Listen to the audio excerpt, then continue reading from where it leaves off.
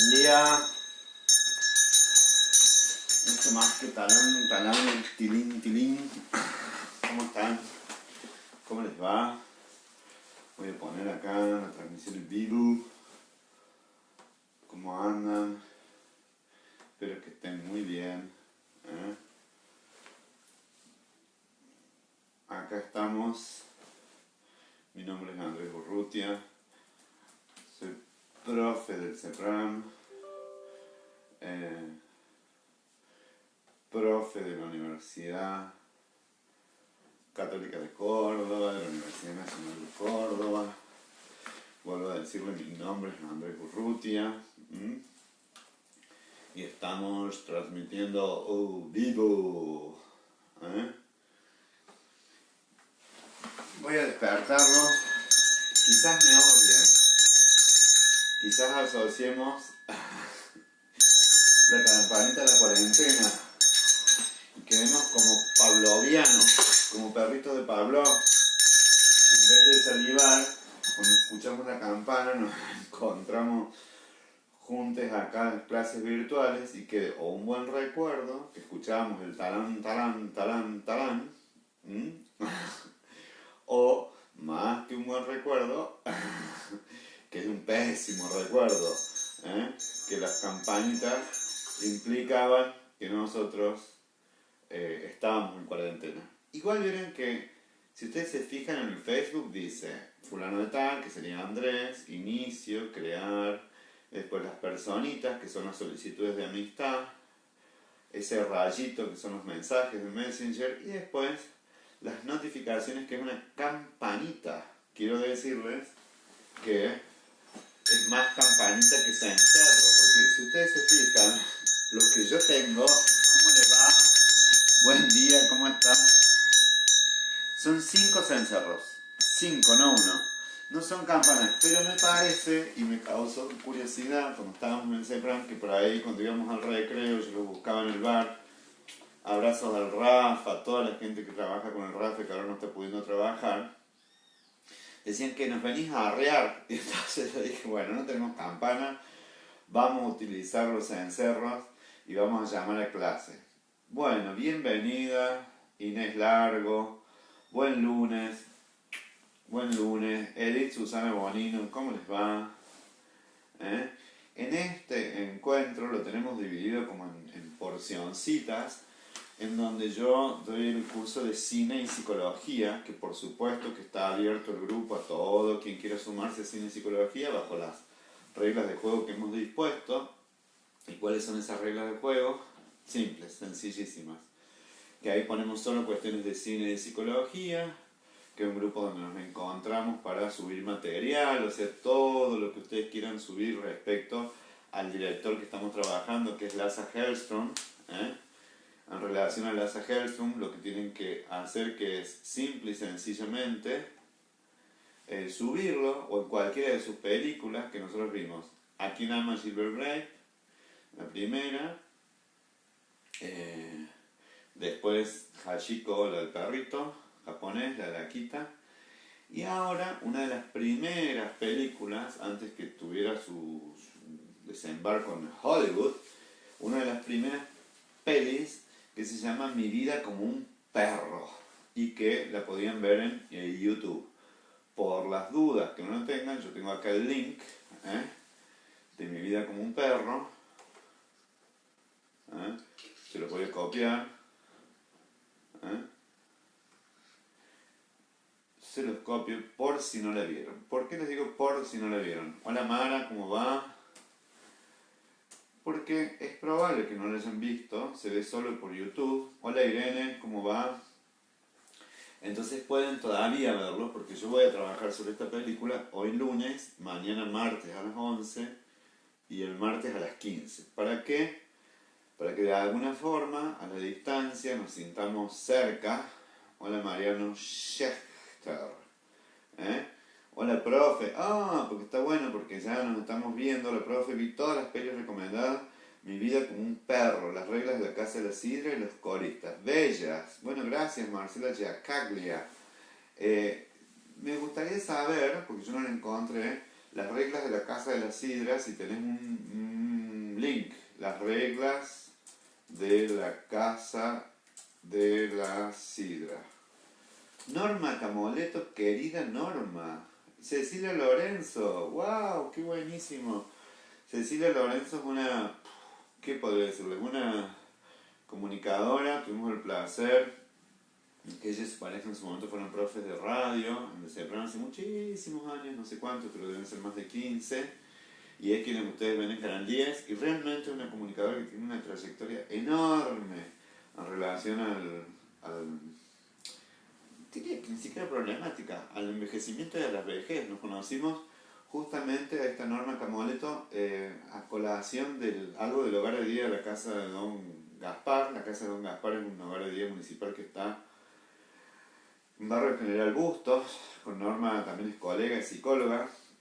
Compartimos un lugar precioso que se llamaba, La Aldea, nombre muy bonito. Hola Mercedes, ¿cómo vas?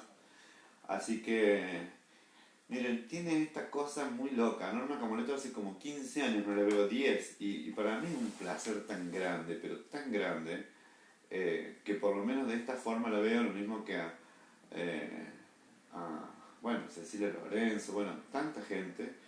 Hola Sofía Pérez, Anabel, ¿cómo están? Bueno, ya somos los del turno mañana, que somos turno mañana, mañana de los martes, turno siesta. Yo les voy a pedir por favor que entre compañeras, compañeros, compañeres, se manden link, se puedan mandar las películas, utilicen los grupos de WhatsApp, porque el apoyo y el sostenimiento en época de crisis no se logra desde la autoridad y piramidal hacia abajo, ¿no? No, eso no funciona. Eso es una estructura que para algún organigrama puede andar bien, que puede tener algún sentido en algunos momentos, tipo las organizaciones de marcas de venta a domicilio, desde cosméticos hasta productos de limpieza, sino que lo que me parece que funciona muy bien es que efectivamente uno echa a rodar. A mí me gusta eso de a rodar mi vida, como dice Fito Páez. Una larga la propuesta esta, y que se generen las interacciones que se necesiten entre las personas que formamos las redes. ¿Y cuáles son estas redes? Por WhatsApp. ¿Cuáles son? Por teléfono. Llamarse por teléfono. Decir, che, vi tal película, tenés a alguien que te lo pongan, se ve en este video, se ve en Netflix. Por eso busco también la elección de películas que sean fáciles de acceder, ¿no? Entonces que ustedes puedan hacerlo, porque hay muchas compañeros o compañeras de ustedes que no tienen Facebook, que no tienen Instagram, que no tienen WhatsApp, sino que se manejan de manera mucho más rudimentaria, ¿no? Entonces también traten ustedes. Yo lamento no poder hacer lo que hacen muchos profes de CEPRAN, que es levantar el teléfono y llamarlos a cada uno. Me encantaría hacerlo, pero la verdad que no me alcanzan las horas para laburar y estar en todas las cosas que hay que estar. Pero bueno, cada tanto vamos a hacer unos llamaditos, pero entre ustedes pueden sostenerse. Ya Carla Marcela, es complicado. Yo logro encontrarla a mi hija en una página rara. Hablo de las reglas de la casa de la sidra. Es re complicado conseguir en internet las reglas de la casa de la sidra. Luego averiguo y lo paso. Es un mundo muy bello este rincón. Bueno, muchas gracias Marcela Yacalle por enriquecerlo, porque efectivamente, así como yo preparo, esta es una especie de escritorio, consultorio que compartimos y que efectivamente se ve así casi tal cual como ustedes. Pero anoche entre esas horas de toque le pasé blend a todo, le mando un beso a Angélica que no puede venir, acomodé las campanas, porque en realidad también es como lo que haría en su momento en las clases Vanessa o las personas que están a cargo de la limpieza, Adriana que está a cargo del mantenimiento, tener la casa linda y recibirlos de la mejor manera posible. Bueno, hoy nos recibo acá en mi casa, pero sabemos que es circunstancialmente porque también ustedes abren las puertas de su casa. La diferencia es que quizás algunos de ustedes tienen bata y yo no puedo estar tan en bata, pero estoy aprestadito para dar clase y la verdad que me gusta saber que nos vamos a encontrar en esto dando clase. Hola Linda. Marta, Maqueda, ¿cómo va? Oscar Simone, buenos días y felices Pascuas. Muchas gracias Oscar. Mercedes, un músico de mi vida como un perro, un excelente, la recomendé a mis amigas. Buenísimo, eso de recomendar una peli alcanza. Y después si querés le decís que se sumen a esto. Lío Pérez dice, hola, buen día, felices Pascuas, soy Horacio Salgado. Hola Horacio, ¿cómo andás Horacio? Bueno, Les decía, varios son los saluditos, vamos a arrancar, porque yo esto lo dejo así como quien va llegando, ¿eh? Entonces tenemos que darnos un tiempito, ¿eh? Para que nos vayamos juntando alrededor del sillón. Ahí para todos les puse, les vuelvo a poner el link, ¿eh? De la película que vamos a trabajar, que es Mi vida como un perro. Es una película dura. Hola, buen día, feliz profe. Chun, chun, chun. Seguimos con los saludos de buen día, buen día, buen día. Estos rituales hay que hacerlos, saludarnos, decirnos buen día, cómo estamos. Que es lo que dice Irene, buen lunes, a seguir juntitos, tal cual. A seguir juntos, juntes. Nosotros tenemos una agrupación que se llama Juntes por Psico. Le mando saludos a todos los compañeros Juntes por Psico.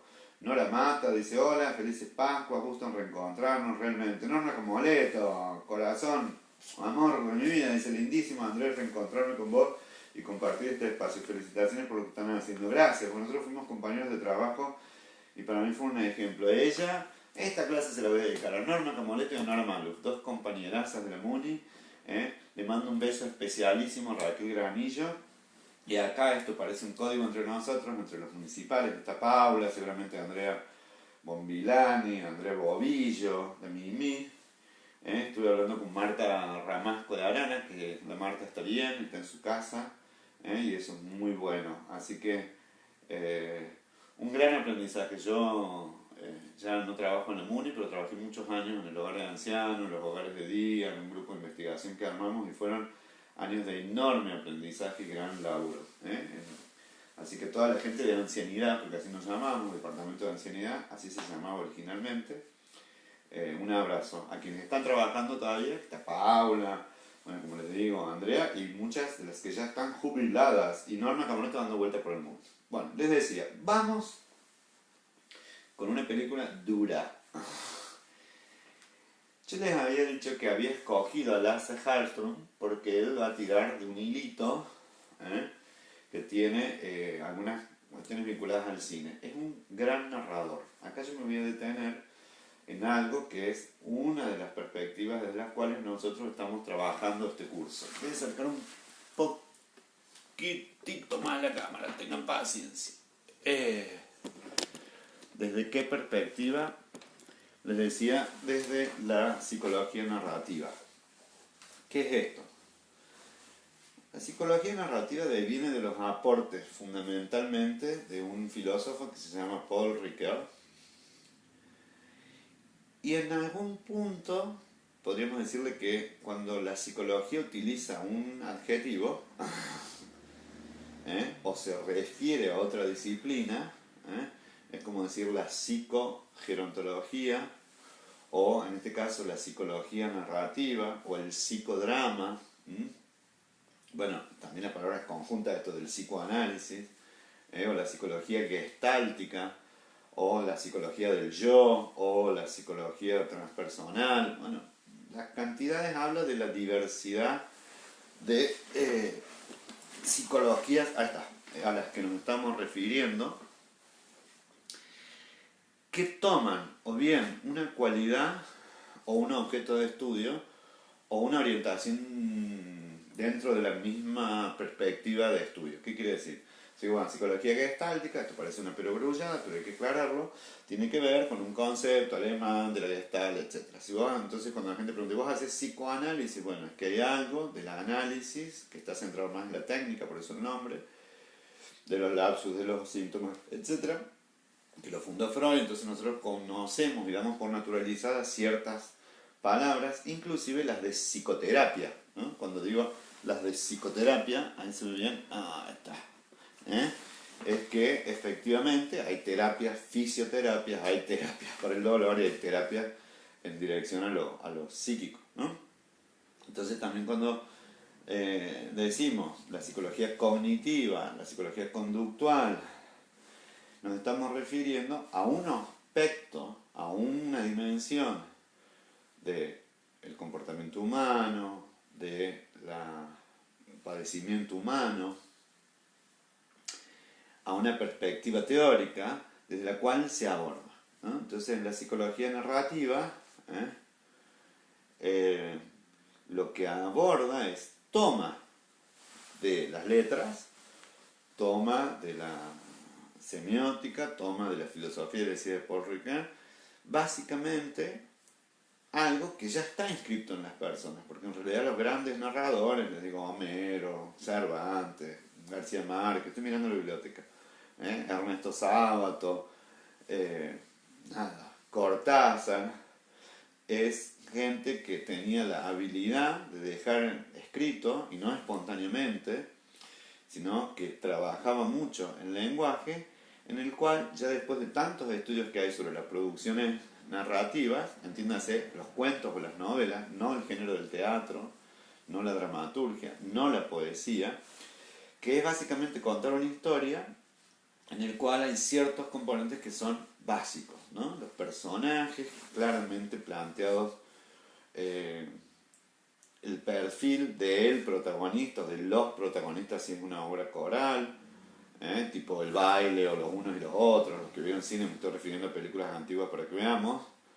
Y en esa dirección se construye esto, se construye el conflicto, es decir, esto que les decía, un estado canónico, un estado en el cual se rompe y hay algún desafío, hay alguna imposición desde fuera, hay algo que mueve, y cuando digo mueve, la palabra es literal, que tracciona, que le da fuerza. Hola Eduardo, hola Laurita, ¿cómo andás querido Eduardo? Un colega, un capo, el Eduardo Mati, de vuelta un saludo, el director del CIFI, y les decía, la perspectiva narrativa supone que se va a generar un conflicto y que este conflicto necesita que transite de alguna manera el héroe, la heroína o los héroes, puede ser una comunidad, un recorrido en dirección a la resolución de este conflicto. Para bien, para mal, como dicen, con final feliz, comer perdices o no comer nada. Y el cine es una enorme industria, maquinaria, les diría, de contar historias, ¿no? Que como les decía en las primeras clases que tuvimos presenciales, es como la combinación de nutrirse de los componentes narrativos de la literatura, que después, en términos cinematográficos, se transforman en guión. ¿Qué quiere decir esto? Que después tiene que tener una forma de escritura tal que nos permita, de una manera o de otra, transformar eso, que es un cuento, un relato, una novela, ¿en qué? En una pieza de cine, en donde un guión es muy bonito porque se describen los diálogos, se describen las tomas. ¿Por qué? Porque es como la herramienta en la cual esa novela, si se adapta, o ese cuento, se transforma en un lenguaje para que las personas de la industria del cine puedan interpretarlo. ¿Cómo ponen el celular? Si la cámara el plano es corto, si el plano es largo. Que no se produzcan estas cosas que me pasaron a mí, que se sale de foco. Bueno, yo me siento absolutamente habilitado a hacer todo esto porque no vengo del cine, no soy director, no soy camarógrafo, soy psicólogo, que estamos poniendo la mejor onda como para tener clases, ¿no? Entonces, en dirección a todo esto, les decía, siempre lo que sustenta, en realidad, independientemente de la calidad de la fotografía, de la música, de la actuación, de la fotografía, de las tomas, es la historia. Entonces, la psicología narrativa toma algunos de los componentes clásicos de las teorías literarias, pero fundamentalmente se asienta en que nosotros, como seres humanos, somos grandes narradores, espontáneos narradores, casi diría que en algún punto naturales narradores, y después se pregunta si esto es así. ¿Todos tenemos capacidad de narrar? En principio básico sí, porque todos desde muy chiquititos, desde muy pequeños, ¿qué hacemos? Hola Vivi, che, es muy buchón este aparato porque uno sabe que ahora se levanta el otro, cuando pone online. Entonces les decía que en algún punto todos estamos dispuestos a contar una historia. Decir, ¿cómo pasaste las Pascuas? Nomás con una pregunta, decir, ¿cómo fue tu domingo? ¿Cómo pasaron las Pascuas? Les hago esta pregunta, ¿cómo pasaron las Pascuas? Entonces acá el cómo puede mediar, pasaron las Pascuas. Entonces, listo, a una respuesta valorativa. Bien, un embole, lindo. Estuvimos reunidos a través del chat, como contaba ayer Marta, con mi familia, almorzando a la distancia, muy emotivo, de Sirene. Pero puede dar una valoración. En cambio, si yo les digo, ¿y qué hicieron? Miren lo que digo, ¿qué hicieron? Hicieron ayer, el domingo de Pascua,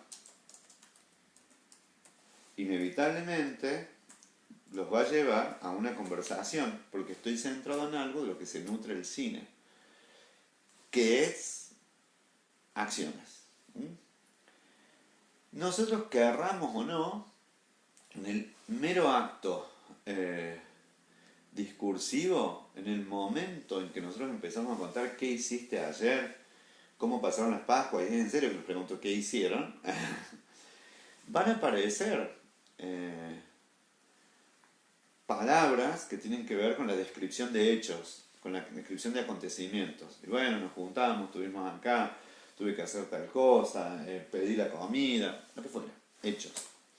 Pero en el acto de nuestra narración, seguramente, dependiendo del nivel de involucramiento, dependiendo del grado de compromiso emocional, dependiendo del nivel de cercanía y de proximidad con mi interlocutor o mi interlocutora, bajo todo este punto de vista, yo puede que entre en aspectos que superan los hechos, que entran a través de las emociones. Entonces digo, ¿cómo me sentí también? Y puede que si voy un poquito más allá, también tenga expresiones valorativas, ¿no? Ideológicas o de alguna forma posicionamientos morales, etc. Y yo iré regulando. Pero esto que digo, que voy regulando, es en el plano conversacional porque yo me erijo como narrador de cómo me fue en las Pascuas, ¿no? Dice Irene, a ver qué hicieron en las Pascuas. Dice, yo muy bien, conectada por Zoom, almorzando con mis hijas y fría, dice, era tarde con un grupo de amigas, con esta tecnología. Bien, esa es una descripción narrativa cortita. Nos juntamos online, trabajé manualmente en muchas cosas, eso es una cuestión narrativa. Fíjense que ustedes están dando ejemplos, pero cuando ya dice maravillosa, que nos ayudó mucho la tecnología, entonces ya está haciendo una valoración sobre la importancia de esta tecnología. Laura Grataduria dice melancólica, una Pascua distinta, rara. Ya puso la palabra melancólica que inmediatamente nos lleva a algo emocional. Inés dice, ahí vamos Inés sobre la película. Almorzamos una comida rica, dice, que preparó mi esposo. Susana de Mar dice solita. Miren lo que dice, solita utiliza esa palabra. Pero en paz y conectándome online con mis afectos. Ya hay una descripción que es afectiva y es fáctica. ¿Qué hice y cómo me sentía? En este sentido, tanto el teatro, que es pura acción, digamos, como el cine, que toma mucho de la acción teatral, la filma, sin ser teatro filmado, tiene otros dispositivos, nos tiene que hacer sentir, ¿no? Es muy... sería un plomo una película en que diga, y aquí estoy triste, elaborando el duelo, por tal cosa. Porque en realidad el desafío de ese actor, de esa actriz, de ese director, de ese camarógrafo, es que nosotros empaticemos con ese sentimiento en las pausas, en cómo lo narra, en cómo se filma, para que venga ese sentimiento y además puede tomar posición valorativa desde el primer momento en que pone la cámara, o dejarlo que lo hagamos nosotros o no hacerlo, ¿no? Entonces, Inés Pacheco dice, la Titi, ayer me zambullí en Netflix a ver pelis, para no sentirme sola a pesar de estar conectada. Y eso es muy importante, para no sentirme sola, porque no es lo mismo si nos toma esto en un duelo o no nos toma en un duelo, ¿no? Es decir, ¿en qué situación nos toma esta cuarentena? Entonces se la pasamos muy bien, interconectadas de cines largos, comimos pechito de cerdo al horno, ¡ay qué rico! Y bebimos champán, ¡ah la mierda! Con los huevitos de Pascua, qué lindo, eso dice Inés, y después de volver sobre lo que dice la película. Entonces yo les decía que nosotros tomamos de aspectos de la psicología narrativa y tomamos aspectos de la película y decimos, bueno, a ver qué tenemos para aprender. Ahora estamos como mediando o llegando sobre el final de el por qué Lasse Hallström. Yo les decía que Lasse Hallström, después les voy a poner los links de las novelas, es un gran director de novelas adaptadas. Es decir, es un tipo que se centra mucho ¿En qué? En adaptar ciertas novelas, lo cual es un enorme desafío, ¿no? Es como para los que tuvieron la oportunidad de leer Harry Potter, por ejemplo, ¿no? O La pregunta de tus ojos, que una novela argentina que después se transformó en La pregunta de tus ojos, la novela. Yo leí la novela y después vi la peli y me encantó. ¿Cómo se llama la película? La pregunta de tus ojos, El secreto de tus ojos. Eh, los que leyeron Tolkien, por decir algo, El Hobbit, etcétera, después ven que Peter Jackson transformó esas novelas en la saga del Señor de los Anillos. Nora Mata dice, almorzamos una rica comida que preparó mi esposo. ¡Wow! ¡Qué rico, Nora!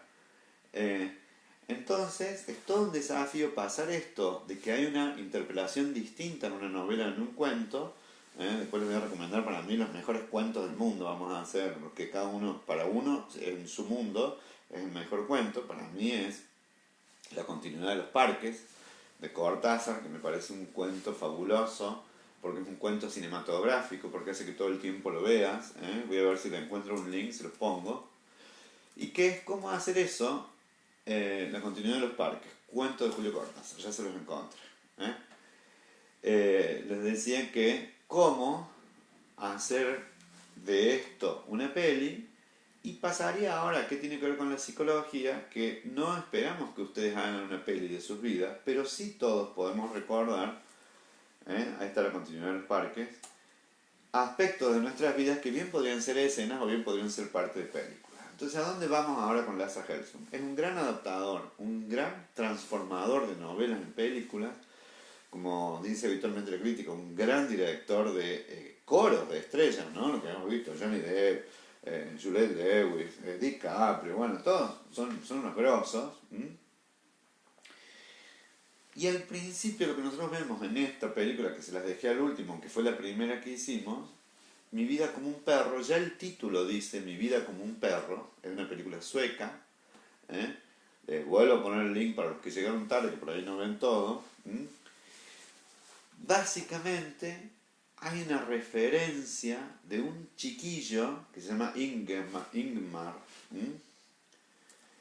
en el cual, y ahí voy a tomar lo que decía Inés Largo, para mí es una película hermosa, pero una película bastante costumbrista, es una especie de previa de lo que va a ser después el gran narrador, que es Lasse Hallström, pero el más gran narrador, con una impronta, consigue algo fabuloso, que es esto que le digo, que no hace falta que nos diga cómo se siente un personaje, cómo se siente el perro. Nosotros vemos en el perrito tristeza.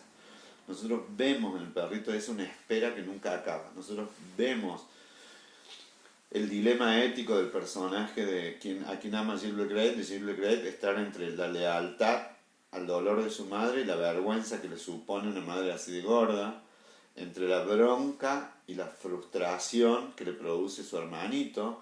O sea, nos muestra de una manera excepcionalmente bien las contradicciones que tenemos los seres humanos en dos sentidos, en el sentido moral y en el sentido afectivo. Si ustedes ven Las reglas de la casa de la sidra, el personaje central, que es el Dr. Wilbur, es un tipo que es mentiroso, falsifica certificados, pero está a cargo, aislado. Y acá vamos a tomar lo del tren de Lasse Hallström, en un lugar donde llega el tren y paran cada tanto, dice él, solo huérfanos, niños para dar en adopción, o mujeres que tienen que interrumpir voluntariamente el embarazo, ¿no? Y ya nos pone frente a una cuestión ética que es el estar a favor o en contra, no importa, en relación a la interrupción voluntaria del embarazo, pero no porque tengamos que tomar una posición, sino porque empezamos a empatizar con esas mujeres que van a producirse un aborto y a su vez con los niños que nacieron de esto. Entonces nos mete en los dramas más interesantes que tenemos, que es frente a la vida y a la muerte.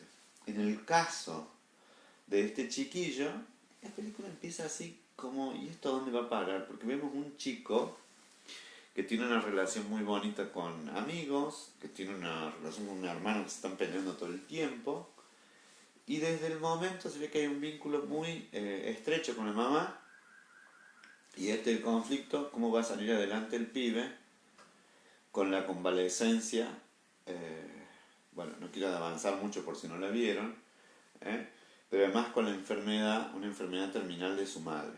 para quienes no han visto la peli, están a tiempo de verla. ¿Mm?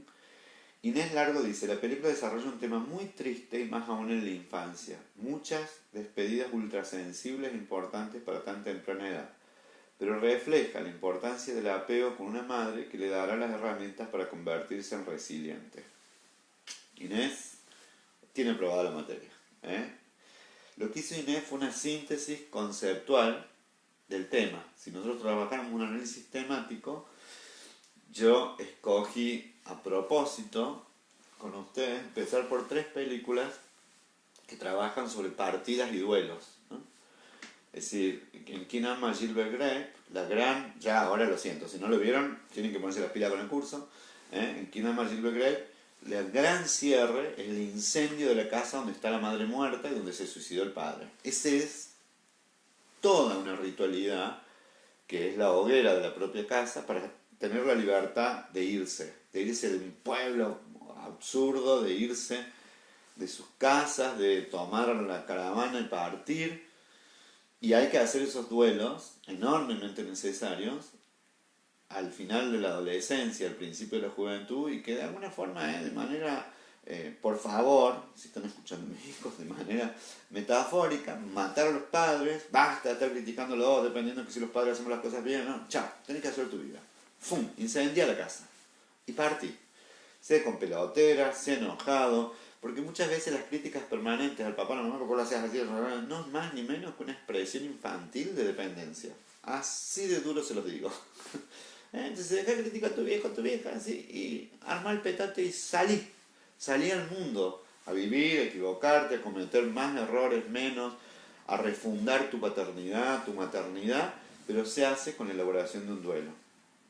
En dirección a lo que dice María Inés Largo, sí, porque es María Inés, la película desarrolla un tema muy triste y aún más en la infancia, que es el periodo ni más ni menos que la muerte y la separación de la madre. Yo tomé como segunda película el duelo que estaba procesando el perro, que me pareció que tenía una especie de ternura didáctica especialísima y una forma narrativa de la elaboración de un duelo que nunca llega a su fin, ¿no? Acá, y les aconsejo que la vean en la peli, no es una película que va a promover así, wow, fanatismo. No, de hecho no. Hola Gonzalo Gutiérrez, no va a producir ningún fanatismo, ninguno, cuando digo ninguno es no fanatismo. Una película tranqui, pero sí, hola Marité, ¿cómo va? Marité Gerbaudo. Sí supone la película algo que me interesa mucho, que a mí es ver, es cómo se transita sin tanto, ¿cómo puedo decírselo? Sin tanta posición empática, sino más bien la descripción de un comportamiento, el duelo en un niño. Yo se las recomiendo, sé que lo usa Gastón, sé que Gastón Mosés Paneque, Profe Ceprano y Rodrigo Rapela, usan una película que para mí es maravillosa, no dejen de verla, creo que sí está en Netflix, en HBO, o en alguno de estos del cable, que se llama Un monstruo vino a verme, algo así, que es una película fantástica donde Liam Neeson hace de un amigo imaginario que es un árbol gigantesco que viene a contarles historias, una película maravillosa, y que también es en el momento de que es como un revival de esta peli, les diría, en donde un muchacho está perdiendo a su mamá también por cáncer, y entonces se encuentra con este monstruo y va descargando enojos, etc. Salvando las distancias, la película de Mi vida como un perro es una película del año, ay, a ver si me acuerdo, estoy macheteándolo, Mi vida como un perro. Es una película del año 1985. Esta Un monstruo vino a verme, creo que de ahora, sé que imagínense, son como 40 años después. Empieza diciendo el chiquillo que a él le hubiera gustado ser como Laika. Para las personas que tenemos 50 años y tienen más, sabemos perfectamente que Laika fue la perrita que mandaron los rusos al espacio. Y él va reflexionando y dice, ¿esa perrita se murió? ¿No se murió? A lo largo de la película se quedó flotando en la estratosfera, ahí en los satélites. Pero en algún momento dice, porque si tuviera la perspectiva de laica, o sea, lo vería todo, vería el mundo distinto. Entonces Lasse Hallström hace para mí algo, acuerdo con Mercedes Bustos, que el protagonista es el ejemplo de resiliencia, es mostrar un nene cuya mamá hizo las cosas muy bien tempranamente, esto que les decía en el apego, que también seguramente lo había hecho muy bien la mamá de Gilbert Grape, que en los últimos 18 años, o los últimos 10, decía, tras el suicidio del marido, se abandonó y ya no pudo más consigo misma, ni con el dolor del suicidio del marido, ni con la discapacidad del hijo. Pero en dirección a esto, muchas cosas hizo esa mamá bien, y lo voy a dejar para mañana, para que se centren en las conversaciones que tiene el hijo con la mamá y en las conversaciones que tiene con un tío, ¿no? Porque el chiquillo, por razones familiares, por supuesto, es dejado en el cuidado o bajo el cuidado de estos tíos, que estos tíos, nada, es un tío, una abuela, una tía, además una pareja, no están adheridos a un duelo, no ven tan gravosa esta pérdida, hasta que efectivamente se da la despedida del deceso, y sin contarles toda la peli, porque no me gusta spoilerla, pero el contrato habitual es que ya lo vieron, es que vemos cómo se tramita ese duelo en un chico que no está diciendo estoy enojado, están todo el tiempo en las peleas, con el hermano, después con el amiguito, todo el tiempo están en el boxing, ¿no? Aprendiendo peleas, sacando la bronca. Y que muchas veces nosotros estamos más acostumbrados a ver el duelo como las expresiones de tristeza y de angustia, los llantos, ¿no? Que es lo que, ¿cómo podemos decir? Lo que nos tiene más acostumbrados, ¿no? Entonces, en dirección a eso, lo que nos tiene más acostumbrados, yo les podría decir que en ese perspectiva habitual que nosotros vemos, que es acompañar la angustia y la tristeza, hay veces que nos perdemos, que muchas veces lo que lleva el duelo es mucho enojo, mucha ira contenida. Y cuando somos chicos, más aún. Denme un segundito.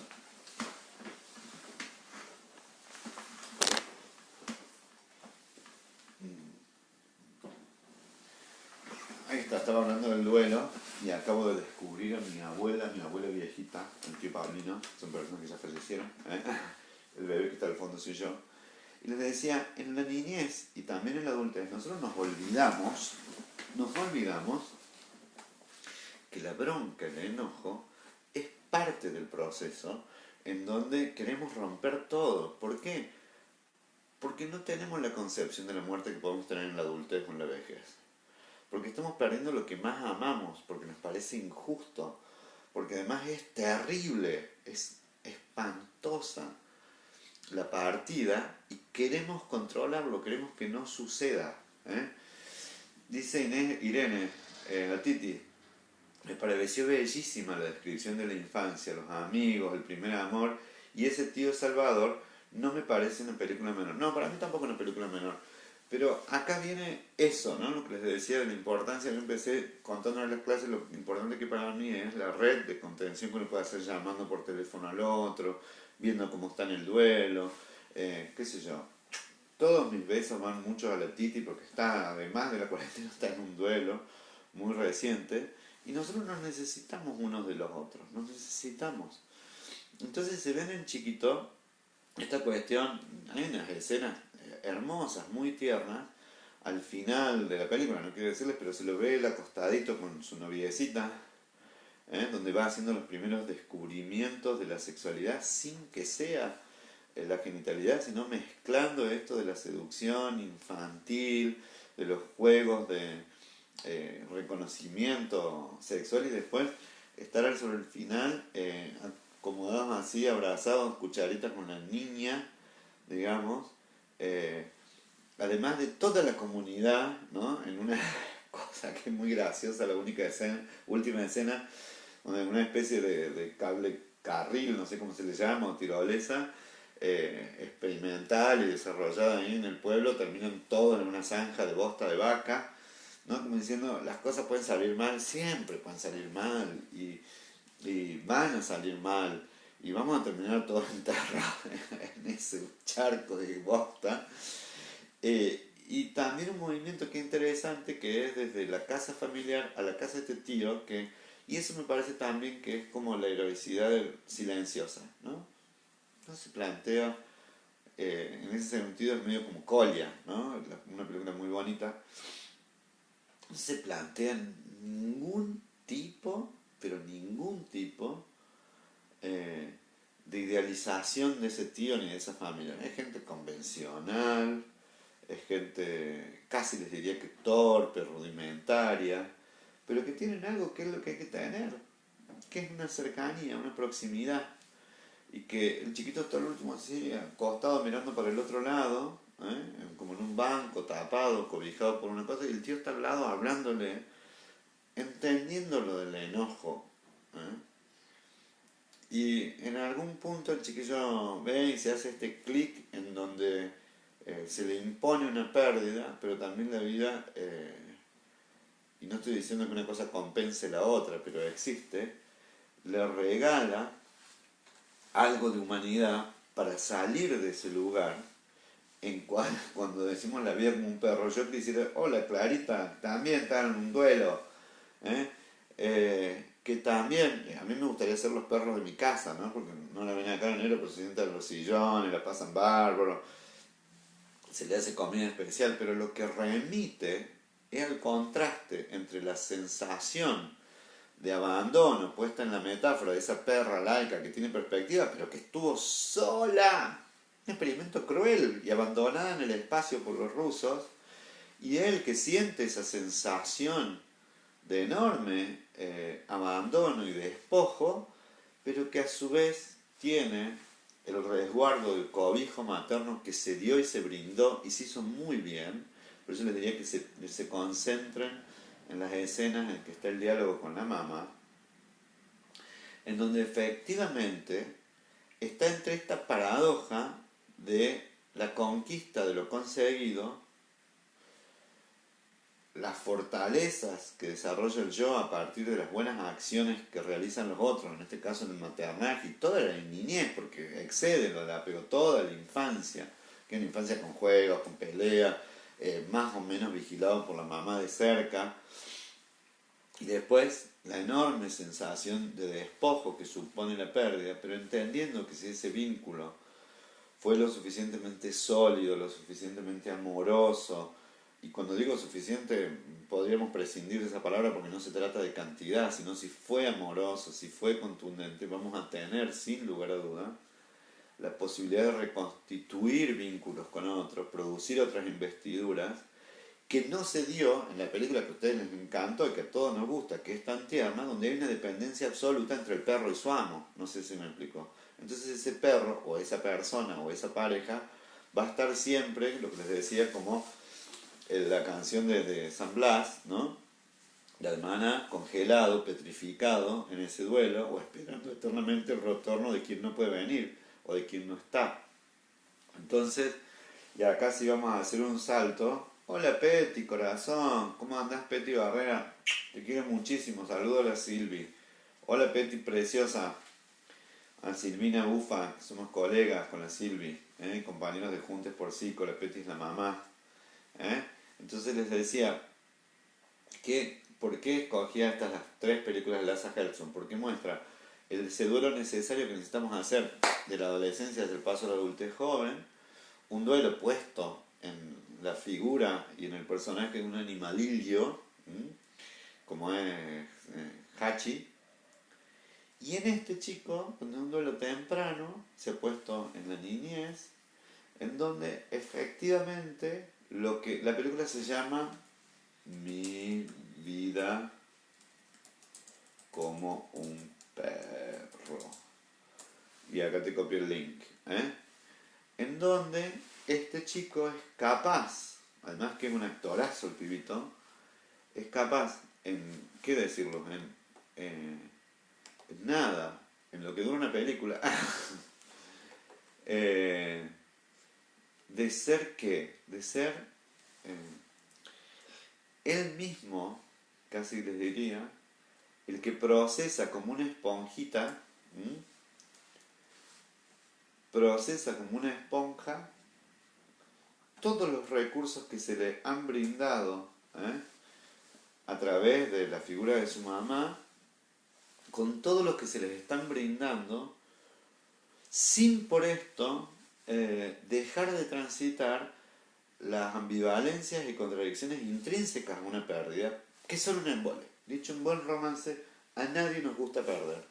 No nos gusta perder funciones, no nos gusta perder a las personas queridas, no nos gusta perder estatus, no nos gusta perder plata, no toleramos las pérdidas. Siempre festejamos las ganancias, siempre festejamos las adquisiciones, siempre festejamos los logros.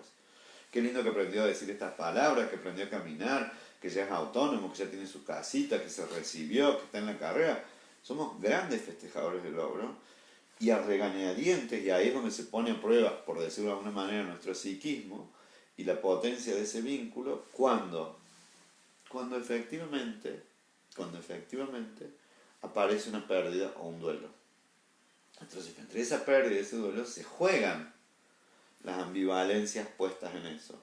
Y en esta peli es brillante, como la hace Hallström, sin editorializar, como les diría, sin decir él, sino toda la película que él produce, caracterizar y mostrar las vicisitudes en la vida cotidiana, en el transcurso de la noticia, por decirlo así, de la enfermedad de proximidad, de una pérdida. Una que es la separación o despedida, que sería el otro movimiento, y que ahí se muestra a través de los trenes y la estación de trenes, el viaje de él, que esos son duelos que también hacemos despedidas, pero que sabemos o tenemos la esperanza de ser restituidos. Lo que nos pasa ahora en la cuarentena, o sea, hay pérdidas, pero todavía no son irreparables. O sea, las irreparables son la muerte, digo, la que no se puede reconstruir, pero las otras, las partidas, las despedidas, siempre se puede volver. Y después, la realidad, ¡boom!, como principio, como caja fuerte, que nos cae en la cabeza, que es la imposición de la muerte como el único acontecimiento inmodificable y que lo conecta a este pibito desde muy temprano,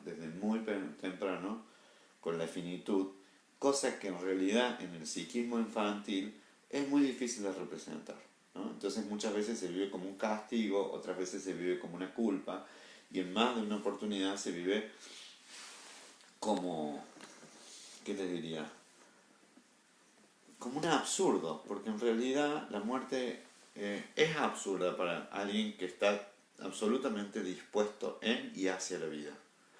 Y en este caso el personaje de Ingmar, lo que sí yo rescataría mucho de esto es la calidad brillante de acompañamiento que cumplen los seres queridos, y en este caso tutelares, el tío, ¿no?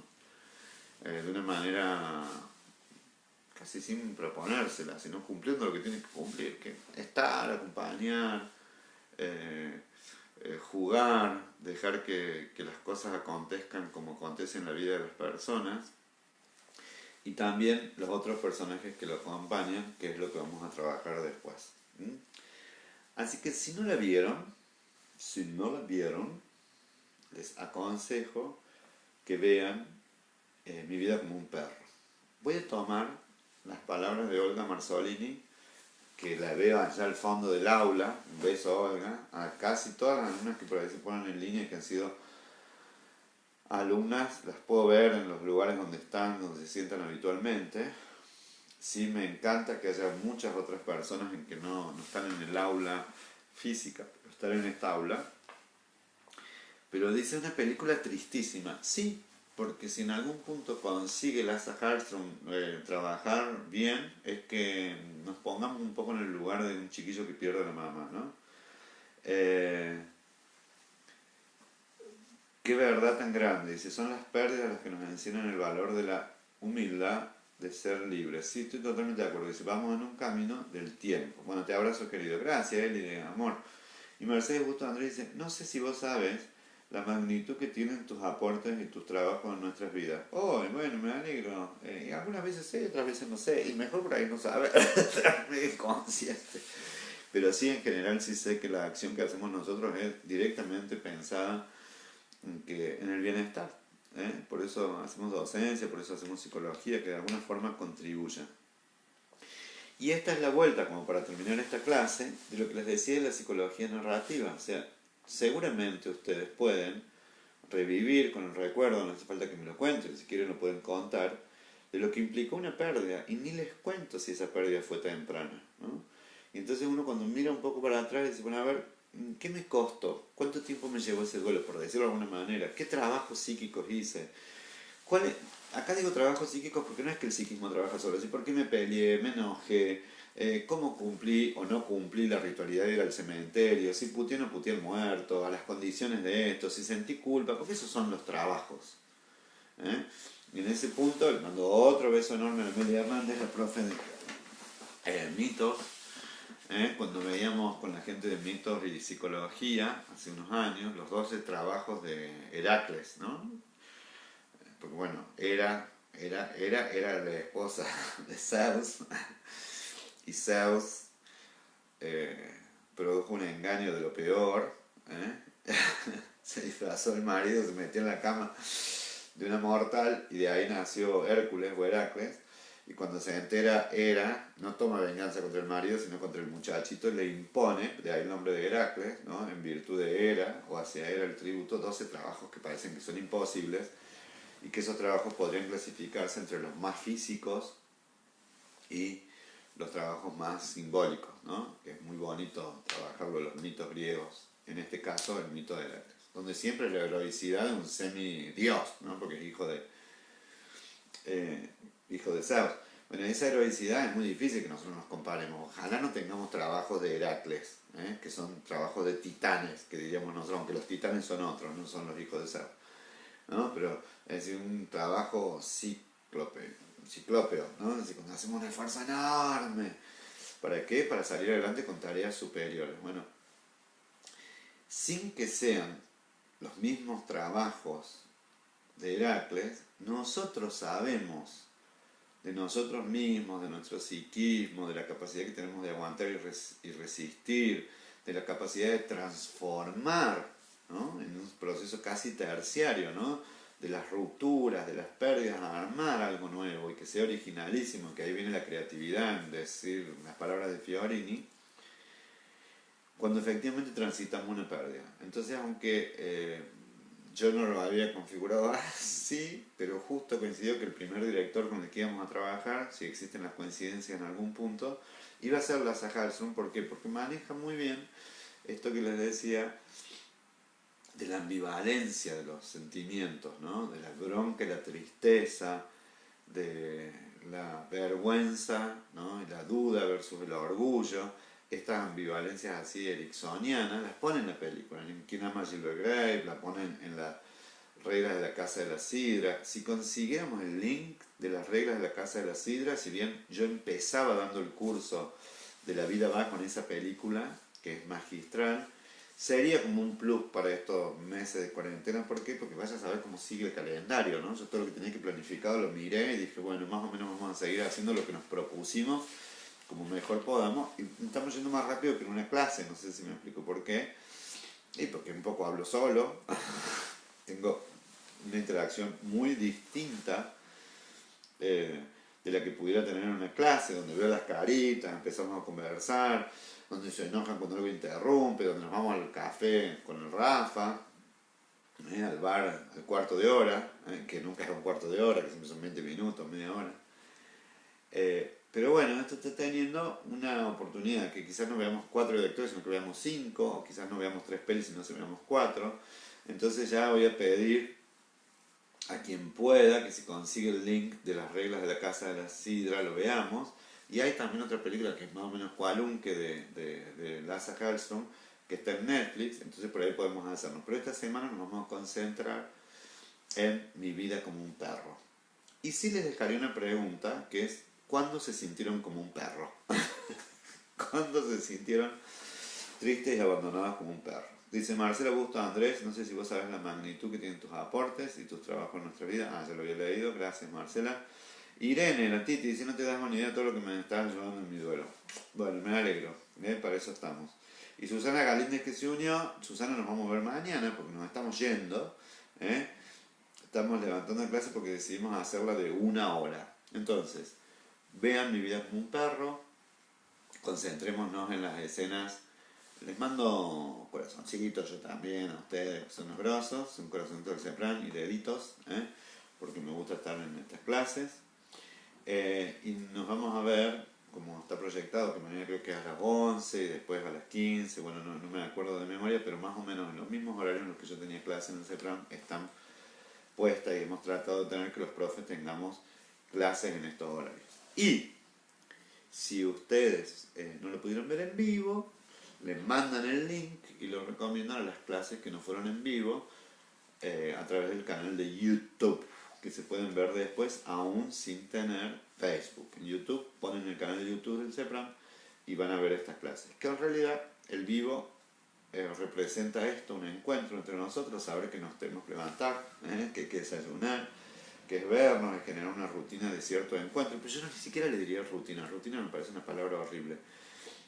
Una ritualidad me gusta más que rutina, en el cual uno ya sabe que desayuna, se toma el cafecito. Lo bueno es que uno no tiene la urgencia para llegar tarde, porque yo soy medio de llegar tarde, que si a las 11 llego a las 11:05, y que aunque vivamos muy cerca siempre pasa lo mismo los que vivimos cerca, que llegamos tarde.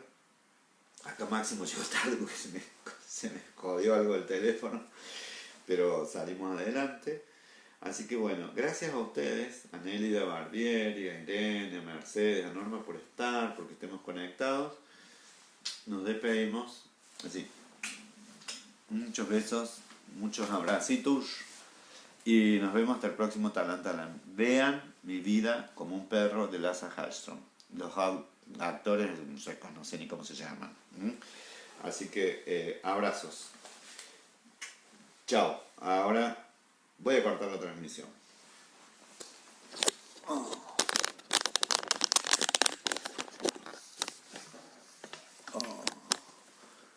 Adiós. Mariela, acá muy linda la clase. Andrés, gracias. Gracias a ustedes.